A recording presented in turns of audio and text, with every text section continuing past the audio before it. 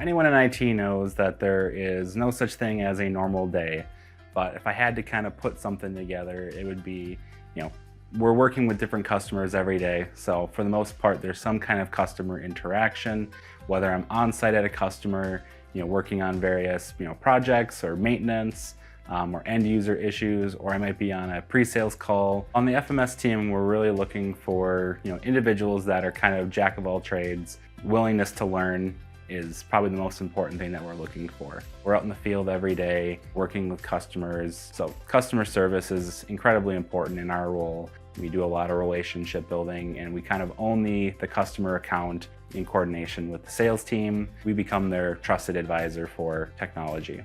One thing that I love about my job at HBS is I don't think there's been a day that I've been here where I haven't learned something new. The culture at HBS I think is great. Really the people are what kind of set us apart. We all work very collaboratively together, even between departments. If you think you'd be a great fit for this team, apply today at hbs.net/careers.